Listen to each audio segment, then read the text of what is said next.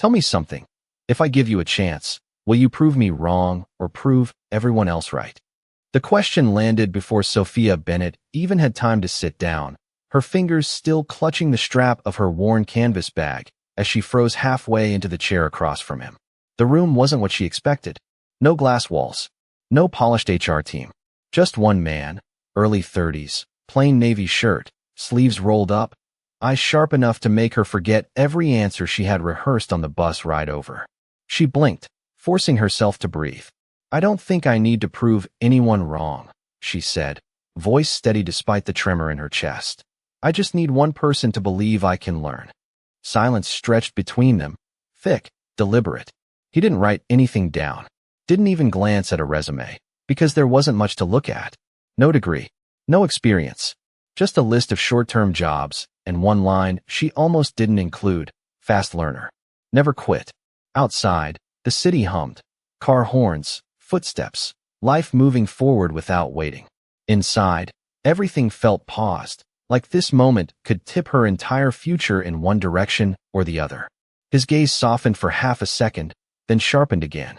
No experience, he repeated, leaning back slightly. So why this company? Sophia swallowed, glancing at the sleek logo on the wall she had only seen on job listings she assumed were out of her league.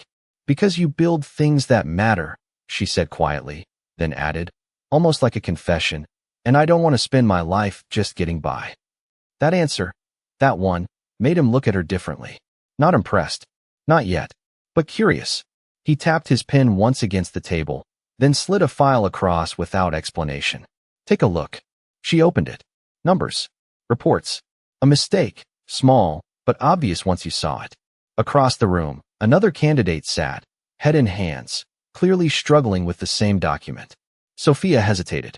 This wasn't part of the interview, was it? Her chance to stand out, or her chance to walk away unnoticed. She glanced up. The man across from her said nothing, just watched, always watching. And in that moment, Sophia made a choice that could cost her everything. She stood up, walked across the room, and quietly pointed to the error on the other candidates. Paige, you're off by about 2% here, she whispered, offering a small, encouraging smile. It happens. Just recheck this section. The woman blinked in surprise, then nodded, relief flooding her face. When Sophia returned to her seat, the silence had changed. He wasn't just observing anymore. He was measuring something deeper, something she didn't even realize she'd revealed. Interesting, he murmured, almost to himself. Very interesting. The air in the room shifted after that moment, subtle but undeniable, like something invisible had just been placed on a scale and weighed carefully. And for the first time since she walked in, Sophia felt like she was no longer just another applicant, but a variable in a test she did not understand. And the man across from her leaned forward slightly, fingers laced together, studying her not with judgment, but with a kind of quiet intensity that made her pulse quicken. You just helped your competition, he said, voice calm, almost curious, and she nodded without hesitation, her grip tightening around the edge of her notebook. She looked like she needed it more than I did in that moment, Sophia replied, then added with a small, honest shrug. And if I only get a job by letting someone else fail, I probably do not deserve it. That answer lingered in the space between them, heavier than anything she had said before, and for a brief second, something flickered in his eyes, something that looked almost like approval before it disappeared behind that controlled, unreadable expression. He reached for a pen, tapping it once against the table again, slower this time, deliberate, as if marking a decision only he was aware of, then slid another sheet toward her, this one simpler, but no less intentional. Last question, he said. You are offered two paths. One guarantees you stability, steady pay, no risk. The other is uncertain, harder, and you might fail. Which do you choose? Sophia did not look at the paper. She did not need to. Her answer was already there. Somewhere between every rejection email and every night, she had stared at the ceiling wondering how much longer she could keep going. The harder one, she said quietly, then met his gaze directly. Because I have already lived the other one, and it does not lead anywhere. Silence again, but this time it felt different, almost charged, like the final move in a game she did not know she was playing had just been made. He nodded once, slow, controlled, then stood up, signaling the end of the interview without another word. And for a split second, confusion flashed across her face because it felt too abrupt, too unfinished, like something important had just slipped through her fingers. "That is all," he said, already turning away slightly. And just like that, the moment was over. Sophia stood as well, her heart sinking despite everything, because she knew that tone, that distance. It was the same one she had heard a dozen times before, polite, neutral, final. "Thank you for your time," she said, forcing a small smile as she picked up her bag, already preparing herself for another quiet rejection, another door closing without explanation. He did not respond immediately, and when she reached the door, her hand just inches from the handle, his voice stopped her. "Sophia." She turned, surprised he remembered her name, and for the first time, there was something almost human in the way he looked at her, less distant, more certain. "Do not make plans yet," he said simply, then added after a brief pause. "Someone will contact you." It was not a promise, not quite, but it was enough to plant something fragile and dangerous in her chest, hope. And as she stepped out into the noise of the city again, the sunlight hitting her eyes, she did not know that the man she had just walked away from was already watching her through the glass, already making a decision that would change everything, because for him, the interview had never really ended, it had only just begun. The call came the next morning at exactly 9:12 a.m., just as Sophia Bennett was folding her only clean blouse on the edge of her narrow bed, the sunlight barely reaching through the cracked blinds of her small apartment. And for a second, she just stared at her phone, heart pounding, because unknown numbers usually meant rejection, not opportunity, and yet something in her chest told her to answer before it stopped ringing. "Hello," she said carefully, her voice softer than she intended, and a calm, professional tone responded on the other end, introducing herself as part of the hiring team, confirming her name, confirming her availability, and then saying the word Sophia had almost stopped. Expecting to hear, "We would like to offer you a probationary position starting immediately." For a moment, Sophia did not speak, her fingers tightening around the phone as if it might slip away along with the moment. And when she finally found her voice, it came out in a breath. "I accept." The rest of the call blurred into details, schedules, instructions, things she wrote down quickly in her worn notebook, the same one she had held so tightly in that quiet interview room. And when the line went silent, she sat there for a long second, letting it sink in, because this was not just a job, it was a chance, the exact thing she had asked for, the exact thing she had promised she would not waste. By 8 a.m. the next morning, she was standing in front of the building again, this time as an employee, the glass reflecting a version of her that still felt uncertain but determined, and inside, everything moved faster than she expected, people walking with purpose, voices layered over each other, the hum of a company that did not slow down for anyone. No one greeted her warmly. No one noticed her at all. She was handed a badge, directed to a small desk near the back, and given tasks that felt both simple and overwhelming at the same time. Numbers to review, files to organize, systems she had never used before, and for the first hour, she felt completely out of place, like she had stepped into a world that was not built for someone like her. But she did not stop. She wrote everything down, every instruction, every correction, every small mistake she made, turning each one into something she could learn from, her notebook filling line by line as the day stretched on. Around her, conversations carried hints of doubt, glances that lingered a second too long, the quiet judgment of people who had already decided she did not belong. And still, she kept going, focused, steady, refusing to let those invisible walls push her out. Across the building, behind a glass office that overlooked the entire floor, a man stood watching, his posture relaxed but his attention sharp, following her movements not as a boss reviewing an employee, but as someone continuing a test that had never really ended. Because for Alexander Reed, this was not about qualifications or resumes. It was about something harder to measure, something he had almost stopped believing existed. And as Sophia stayed late that evening, long after most of the office had emptied, rewriting a report she had done wrong the first time, he allowed himself the smallest, almost imperceptible nod, because the girl with no experience had just passed another test she did not even know she was taking. By the third day, Sophia Bennett stopped waiting to be told what to do and started watching. Really watching. The rhythm of the office, the way reports flowed from one desk to another, the way small mistakes quietly turned into bigger problems no one wanted to claim, and she began fixing things before anyone asked, adjusting numbers, correcting formatting, double-checking details that others rushed past. Her notebook now filled with scribbles, arrows, and underlined reminders that only she could fully understand. And while most people still barely noticed her, a few started to, not with warmth, but with curiosity mixed with quiet skepticism. Around noon, a supervisor dropped a stack of files onto her desk without explanation, barely pausing as he said, "These are overdue. Try not to make it worse," before walking away. And Sophia glanced down at the pile, her stomach tightening for a second before she took a slow breath and opened the first folder, her fingers steady even as her mind raced to keep up, because this was not just busy work. This was real responsibility, and she knew it. Across the room, two employees exchanged a look, one of them whispering just loud enough to be heard. They really gave that to her, and the other shrugged. "She will not last a week." And the words hung in the air, sharp but familiar, the kind of doubt Sophia had learned to carry without letting it break her. She kept working.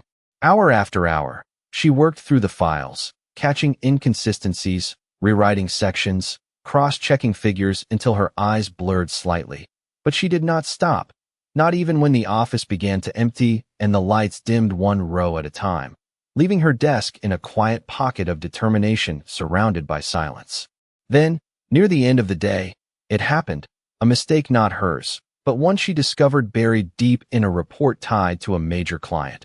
A small miscalculation that could cost the company thousands if left unchecked, and for a moment, she hesitated, because correcting it meant flagging a senior employee, someone who had already made it clear she was not welcome, and this was the kind of decision that could define her place here before she even had one. Her fingers hovered over the keyboard, her mind running through the possibilities: stay quiet and stay safe, or speak up and risk everything. And then she remembered her own words, the harder path, the one that actually led somewhere. And without another second of hesitation, she documented the error clearly, attached her corrections, and sent it up the chain with a simple note explaining the issue. The response did not come right away, and for a while, the silence felt heavier than any rejection. But then, late into the evening, an email appeared in her inbox, short, direct, and impossible to ignore. Report received. Good catch. Continue.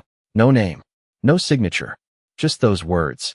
And yet something about it felt different, like it came from someone who had been watching longer than anyone else. High above the floor, behind the darkened glass of his office, Alexander Reed stood with his hands in his pockets, the faint glow of his screen reflecting in his eyes as he reread her note. Not the correction itself, but the way she had written it, clear, honest, without blame or hesitation. And for the first time in a long while, he felt something shift, because the test he had set in motion was no longer just an experiment. It was becoming something far more difficult to control. The next morning, the atmosphere around Sophia Bennett shifted in a way that was almost invisible but impossible to ignore, like the air had quietly changed direction overnight.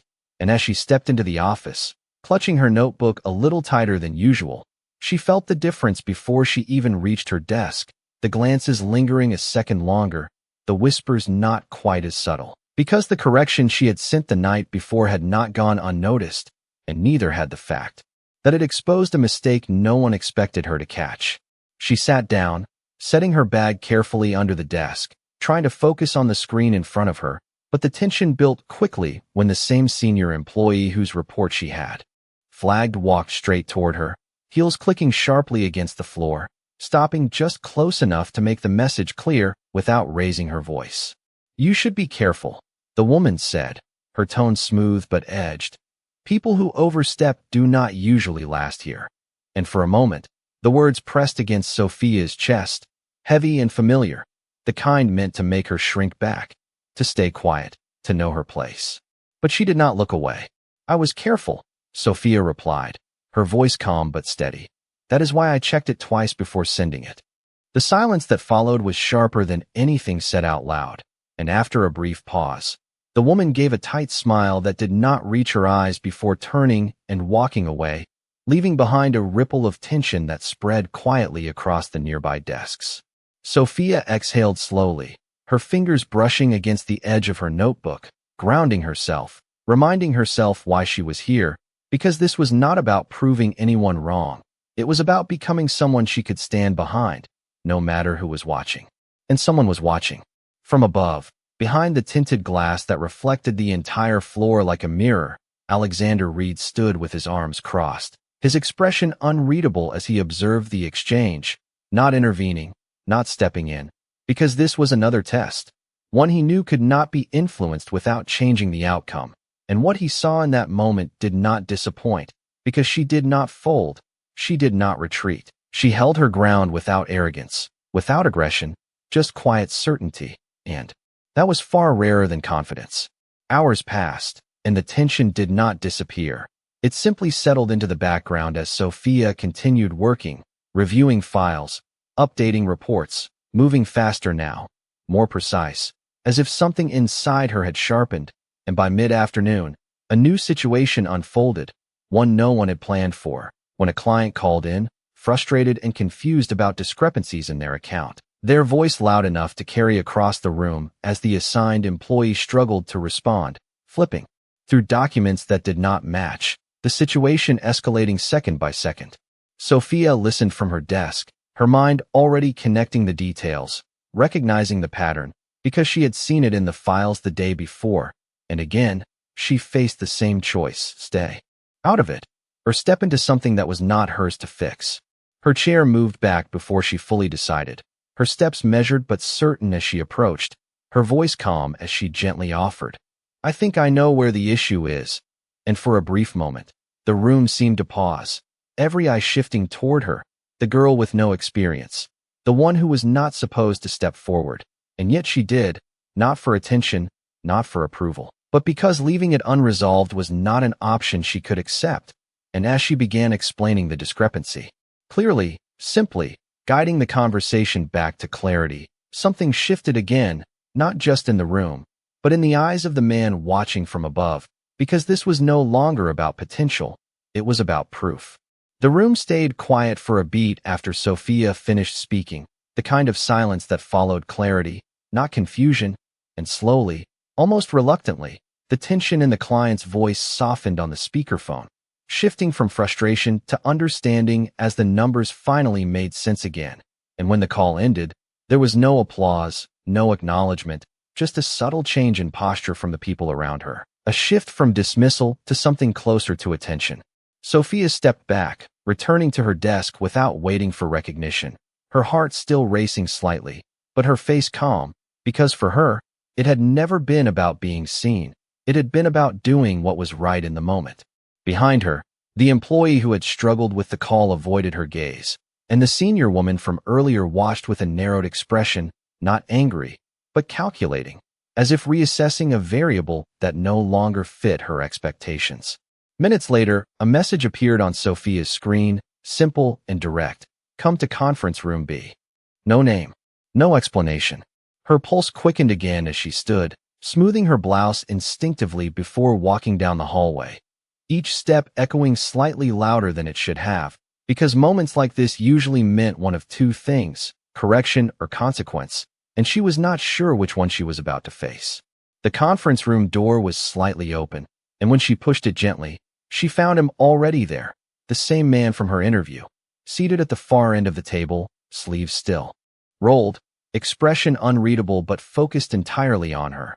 And for a split second, confusion flickered across her face because he did not belong in this role, not anymore, not after what she had seen of the company structure. And yet there he was, exactly where she had first met him. "Close the door," he said calmly, not unkindly, and she did, her fingers brushing the handle as the quiet of the room settled around them again. He gestured toward the chair across from him, and as she sat, her notebook instinctively placed in front of her, she realized something she had not allowed herself to consider before. This was not coincidence. This was continuation. "You stepped in today," he said, his voice measured, watching her closely for any sign of hesitation. "That was not your responsibility." Sophia met his gaze, steady despite the uncertainty building inside her. "No," she agreed. But it was a problem, and I knew how to fix it. He held her eyes for a long second, then leaned back slightly, as if confirming something only he understood. And yesterday, he continued, you reported an error that could have cost the company a significant amount. She nodded once. Yes. Knowing it would create tension. Another nod. Yes. The silence stretched again, but this time it felt different, heavier, like something was about to shift in a way she could not predict. And then he asked the question that changed everything. Why? It was not about the tasks anymore, not about performance, but about something deeper, something harder to explain. And Sophia exhaled slowly, her fingers resting lightly on her notebook as she answered honestly. Because if I ignore it, then I become part of the problem, and I have spent too much of my life trying to get out of situations like that. His expression changed, just slightly, not enough for most people to notice, but enough to reveal that her answer had landed exactly where it needed to.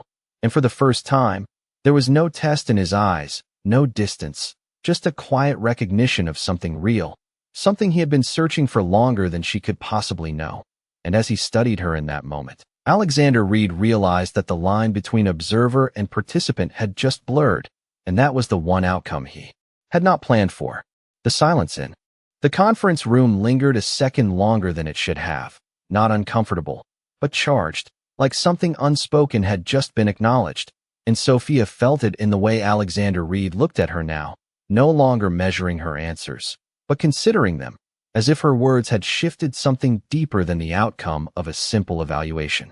He stood slowly, walking around the table with a calm, deliberate pace, stopping just a few feet away from her, not invading her space, but close enough to change the distance between them from formal to something harder to define. Most people choose the safer option, he said quietly, his voice carrying a weight that felt personal rather than procedural. They protect their position, their image, their comfort. Sophia remained seated, her back straight, her hands resting lightly on her notebook, grounding herself in the only constant she trusted. I know, she replied, her tone soft but steady. I used to think I had to do the same just to survive. He studied her for a moment, then asked, and what changed? It was a simple question, but it landed deeper than any test he had given her so far, because it was not about performance anymore. It was about who she had chosen to become. Sophia exhaled slowly, her gaze dropping briefly to the edge of the table before returning to meet his. Nothing changed, she said honestly. I just got tired of staying in the same place. That answer settled between them, quiet but powerful, and for a brief moment, neither of them spoke, because there was nothing to challenge, nothing to correct, only something to understand.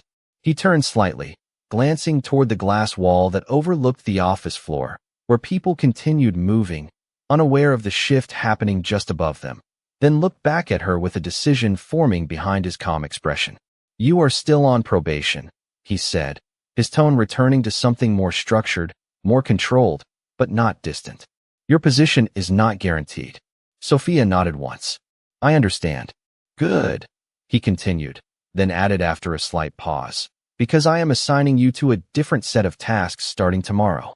Her fingers tightened slightly around her notebook, not in fear, but in anticipation.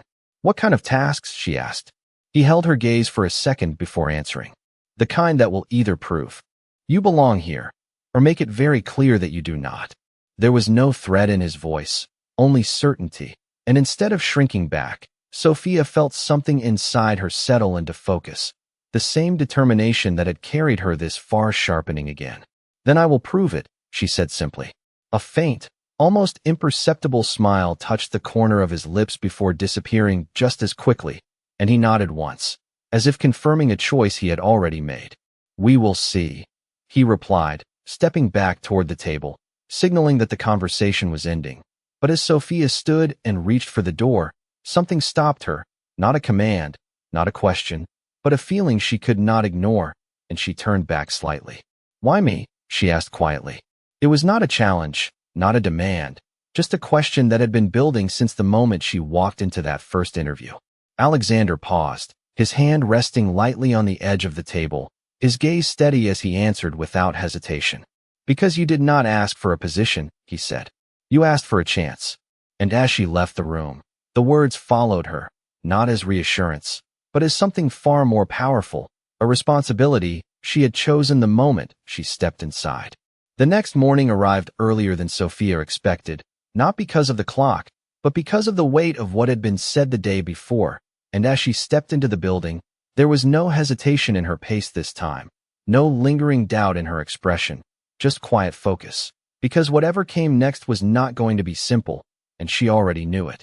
At her desk, a single envelope waited, placed neatly at the center, her name printed clearly across the front, and for a moment she just looked at it, her fingers hovering before finally opening it with careful precision, unfolding the document inside as her eyes moved quickly across the page, then slowing, then stopping altogether as the meaning settled in.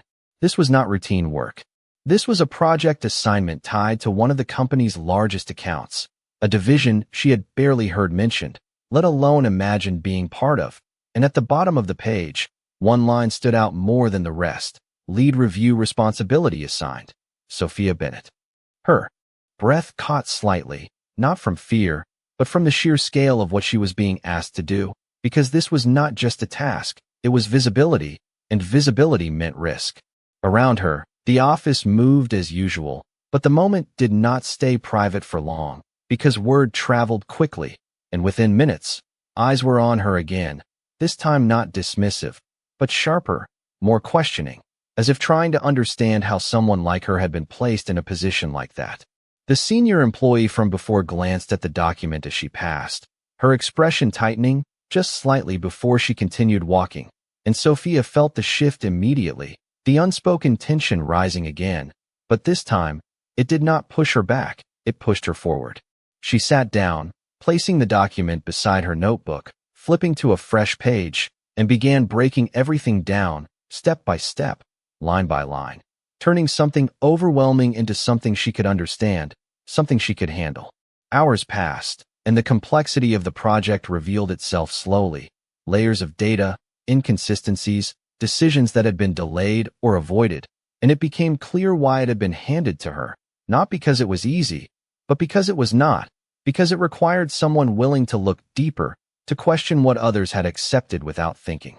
By mid-afternoon, she had already identified several gaps, issues that had been overlooked or ignored, and as she worked through them, one thing became increasingly obvious. Fixing this would not just require accuracy, it would require courage, because the problems traced back to people who did not expect to be questioned.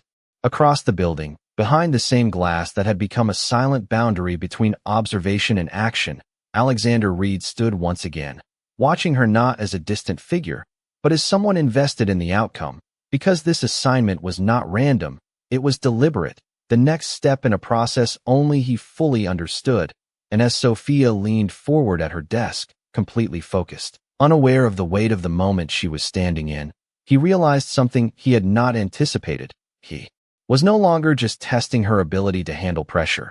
He was testing whether he could trust what he saw, because if she succeeded, it would not just prove her place in the company, it would challenge everything he thought he knew about how people revealed who they truly were when it mattered most. By the end of the second day on the new assignment, Sophia Bennett realized something no one had said out loud. The project was not just complicated, it was messy in a way that only happens when too many people avoid responsibility for too long. And as she traced the inconsistencies deeper into the data, the patterns became impossible to ignore, numbers adjusted without explanation, approvals signed too quickly, entire sections left incomplete, as if someone had assumed no one would ever look closely enough to notice. She leaned back in her chair for a moment, her eyes closing briefly as she processed what it meant, because this was no longer about fixing small errors. This was about uncovering decisions that had been intentionally overlooked, and stepping into that space carried a risk she could not pretend did not exist. Around her, the office continued its steady rhythm, but she could feel the distance growing, conversations lowering when she passed, people choosing not to engage, as if her role in this project had quietly placed her on the other side of an invisible line. Her notebook lay open in front of her, filled with careful notes, connections drawn between issues that at first seemed unrelated, and at the center of it all, one name appeared more often than the rest, the same senior employee who had warned her to be careful. Sophia stared at it for a long second, her fingers resting lightly on the page, because this was the moment where most people would step back, would soften the report, would choose to protect themselves instead of pushing forward, and she understood why. Because the consequences were not theoretical anymore, they were real. Her inbox remained quiet. No guidance, no correction, no reassurance, just the weight of the decision sitting entirely with her. And somewhere deep down, she knew that was intentional. This was not a mistake. This was the test. Across the building, behind the glass that separated observation from action, Alexander Reed stood once again, his posture still, his attention fixed entirely on her. Because this was the point where potential either held or broke, where values stopped being words and became choices. And he did not move, did not intervene, because the outcome mattered more when it was not influenced.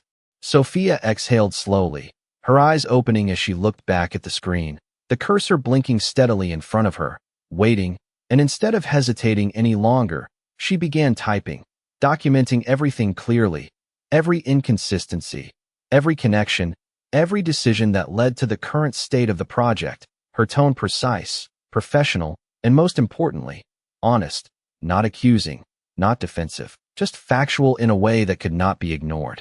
The hours passed quietly, the office emptying around her once again. But she did not notice.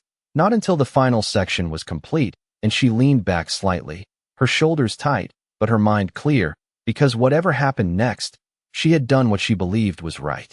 Her finger hovered over the send button for a brief moment, the weight of the action settling fully in her chest, and then, without allowing herself to second-guess, she clicked.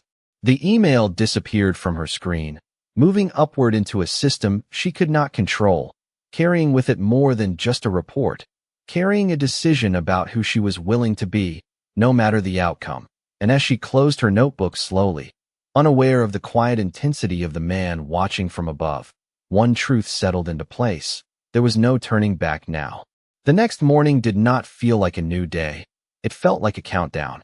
And as Sophia Bennett stepped into the office, the usual hum of conversation seemed sharper, quieter in places it should not be, like something had already begun moving beneath the surface before she even arrived.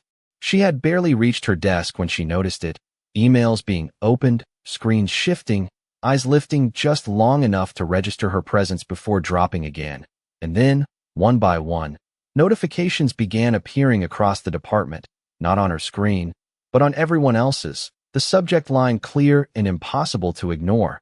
The report she had sent now circulating at a level far above where she expected it to go. Her chest tightened slightly, not from regret, but from the realization that what she had done was no longer contained. It was visible, and visibility meant reaction. Within minutes, the tension escalated, conversations cutting off mid-sentence, a few people standing, others walking quickly toward offices with doors that usually stayed open, and at the center of it all, the same senior employee whose name had appeared throughout the report now stood frozen at her desk, her expression controlled but no longer calm, her fingers tightening around the edge of her tablet as she read through the details line by line. Sophia stayed seated, her posture straight, her hands resting lightly on her notebook, not hiding, not explaining, just present, because there was nothing left to adjust, nothing left to soften. Then it happened. An email marked urgent appeared across the entire floor. A company-wide notification calling for an immediate meeting in the main conference hall. Attendance required for all department members involved in the project, and the shift was immediate. Chairs moving, voices lowering, the entire office redirecting toward a single point of focus. Sophia stood slowly, her heartbeat steady but deliberate, because she understood what this meant. This was not a quiet correction. This was a public moment, the kind where outcomes became visible to everyone. As she walked toward the conference hall, she could feel the space around her widen slightly, people keeping their distance, not out of respect, but uncertainty, because no one knew how this would unfold, and neither did she. Inside the hall, the atmosphere was charged, rows filling quickly, screens lighting up at the front, the weight of attention settling heavily in the air, and as Sophia took a seat near the back, her eyes moved instinctively toward the stage, searching without fully understanding why, until the doors at the side opened and everything shifted in a way she could not ignore. The man from her interview, The one who had asked her the questions no one else had. The one who had continued appearing at the edges of her experience without explanation, walked in with a presence that did not match the role she had assigned to him in her mind. His posture different, his expression controlled but commanding in a way that changed the entire room without a single word being spoken. And as he stepped forward, the quiet turned absolute. Sophia felt it then, the first crack in the assumptions she had been holding on to, the realization forming slowly but undeniably. Because this was not coincidence, this was structure, and whatever was about to happen next was something she had not fully understood from the beginning. Alexander Reed stopped at the center of the room, his gaze sweeping across the audience, before settling, just briefly, in her direction, and in that single moment, everything aligned in a way that made her breath catch, because the test she thought she had been navigating was about to become something else entirely, something far more public, far more revealing, and she had no idea how deep it would go. The silence in the conference hall was not just quiet, it was absolute, the kind that pressed against your chest and made every small movement feel louder than it should. And as Alexander Reed stepped fully into the light, there was no hesitation in the way the room responded. People straightened, conversations disappeared entirely, and the energy shifted into something focused, controlled, and unmistakably aware of who had just taken the stage. Sophia Bennett felt it before she understood it, the subtle but undeniable change in how everyone looked at him, not as a colleague, not as an observer, but as the center of authority in the room, and her breath slowed as realization began to form, piece by piece, aligning every strange detail she had ignored until now. He did not rush. He did not raise his voice. He simply stood there, allowing the silence to settle completely before speaking. This meeting was called because of a report submitted yesterday, he said, his tone calm, but carrying effortlessly across the room, and instantly, every eye shifted, some toward the front, some toward each other, and a few, quietly, toward Sophia. A report that identified inconsistencies within one of our key accounts. He continued, his gaze steady, scanning the room with precision, not missing a single reaction. The large screen behind him illuminated, lines of data appearing clearly, the same structure Sophia had spent hours breaking down, now displayed in a way that left no room for interpretation, no place to hide behind assumptions or overlooked details. The senior employee seated near the front shifted slightly, her posture tightening, her composure still intact but visibly strained under the weight of exposure, and Sophia felt a quiet tension build in her chest, not fear, but awareness, because this moment was no longer about her work alone, it was about what that work revealed. These inconsistencies were not random, Alexander continued, his voice steady, controlled. They were the result of decisions made without proper oversight. He paused just long enough for the words to settle, not as an accusation, but as a fact, and then his gaze shifted, deliberately, directly, to where Sophia sat near the back of the room. The moment stretched, not dramatic, not exaggerated, just real in a way that made everything else fade slightly into the background. And they were identified by someone who, according to our records, has no prior experience in this field. A ripple moved through the room, subtle but unmistakable, curiosity, disbelief, and something else, something closer to respect beginning to surface beneath the tension. Sophia felt the weight of every glance, every assumption shifting in real time, and for a brief second, she considered looking away, shrinking back into the space she had occupied before this moment, but she did not. She held her position, her gaze steady, her posture unchanged, because this was not about being seen, it was about standing behind what she had done. Alexander watched her for that fraction of a second, and something in his expression changed, not enough for anyone else to notice, but enough to confirm what he already knew. Then he turned back to the room. Accountability is not optional here, he said, his tone sharpening slightly, not louder, but more defined, and the shift was immediate, the room responding not just with attention, but with understanding. And neither is integrity. The words hung in the air, simple but undeniable, and for the first time since the meeting began, Sophia understood completely, not just who he was, but what this entire process had been about, not just a test of skill, but a test of character, played out in real time, with real consequences. And as Alexander stepped back slightly, allowing the weight of the moment to settle fully across the room. One truth became impossible to ignore. This was only the beginning of what was about to be revealed. The room did not move when Alexander Reed finished speaking. It held its breath, as if everyone understood that the next words would not just clarify the situation, but define it. And for a moment, he allowed that silence to stretch, his gaze steady, his presence anchoring the entire space without effort. Then he shifted slightly, his attention returning to the data on the screen, but his tone changed, not softer, but more deliberate, more revealing.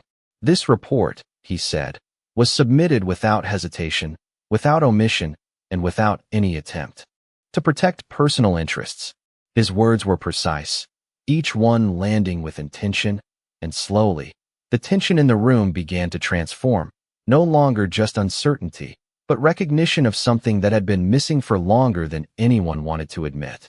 The senior employee at the front straightened slightly, her expression controlled but no longer confident, because the narrative had shifted beyond her influence, and everyone in the room could feel it. That is the standard, Alexander continued, his eyes moving across the audience again. Not experience, not tenure, not position, but the willingness to act when it matters. His gaze paused briefly, almost imperceptibly, in Sophia's direction again, and this time, it was not just observation, it was acknowledgement. Sophia felt it clearly, the weight of the moment settling into something she could not ignore, because this was not just exposure, this was validation, not loud, not exaggerated, but undeniable in its clarity. Around her, the whispers had disappeared completely, replaced by a stillness that carried a different kind of attention, one that no longer questioned why she was there, but what she represented. Alexander stepped forward slightly, his presence drawing the room back into focus. Effective immediately, he said, his voice firm, leaving no space for interpretation. The account structure will be reassessed, and oversight responsibilities will be adjusted. The words were simple, but the implications were not, and the shift was immediate, the kind that moved through the room like a current, changing positions, expectations, and unspoken hierarchies in a single moment. Then he paused again, and this time, when he spoke, there was something else in his tone, something that had not been there before. And the individual who identified these issues, he continued, will remain directly involved in the restructuring process. Sophia's breath caught slightly, not because of the responsibility, but because of what it meant, because this was no longer a test. It was a decision, one made in front of everyone, one that could not be taken back or quietly redefined later. The room absorbed it instantly, the shift complete, and for the first time since she had walked into that building, Sophia was no longer invisible, not because she had demanded attention, but because she had earned it in a way that could not be dismissed. Alexander let the moment settle, then stepped back, signaling the end of the formal address. But as people began to move again, chairs shifting, voices returning cautiously, he did not leave immediately. Instead, his gaze found Sophia one last time across the room, not as a test, not as an evaluation, but as something far more direct, something that acknowledged everything that had led to this point. And in that single, quiet exchange, one truth became clear to both of them. This was no longer about proving anything. It was about what would happen next, because the line between challenge and opportunity had just been crossed, and neither of them could pretend otherwise. The room slowly returned to motion, conversations resuming in careful tones, chairs shifting, people gathering their things. But for Sophia Bennett, everything felt strangely still, as if the moment she had just lived through had not fully caught up to reality yet. And as she stood from her seat, her fingers brushing lightly against the edge of her notebook, she realized something had changed in a way that could not be undone, not just in how others saw her, but in how she saw herself. She was no longer trying to prove she belonged. She had already crossed that line, and now the question was what she would do with it. As the crowd began to thin, she stepped out into the hallway, the noise fading slightly behind her. And for the first time since the meeting began, she allowed herself to breathe fully, her shoulders easing just a fraction as the weight of the moment settled into something clearer, something more grounded. "You handled that better than most people would," a voice said behind her, calm, familiar, and she turned to find Alexander Reed standing a few steps away. No stage, no audience, just the same presence she had first encountered, but now fully understood. There was no confusion left, no missing pieces, just clarity, and with it, a quiet shift in how she held herself. "You knew what would happen," she said, not accusing, not defensive, just stating the truth as she saw it, and he did not deny it. "I knew what could happen," he corrected gently, his gaze steady. "The outcome was always yours to decide." Sophia studied him for a moment. The memory of every conversation, every test, every unanswered question aligning into a pattern she could finally see clearly. "So the interview," she said slowly, "never really ended." A faint, almost restrained smile touched his expression, not amused, but acknowledging. "No," he replied, "it did not." The honesty in that answer lingered between them, not uncomfortable, but real, and for a brief moment, neither of them spoke, because there was nothing left to hide behind. Then he stepped slightly closer, not crossing a boundary, but closing the distance just enough to shift the tone of the conversation. "You asked for a chance," he said quietly, echoing the words that had followed her since the beginning, "and you did not waste it." Sophia's grip tightened slightly around her notebook, not from nerves, but from the weight of what that meant, because this was not just recognition, it was responsibility, and she understood that now more than ever. "I am not done proving it," she replied, her voice steady, meeting his gaze without hesitation, and something in his expression changed again, subtle but unmistakable, a respect that did not need to be stated out loud. "Good," he said, nodding once, "because this is where it actually begins." The words were simple, but they carried a promise neither of them needed to define yet, and as they stood there for a moment longer, the noise of the office returning around them, one truth settled quietly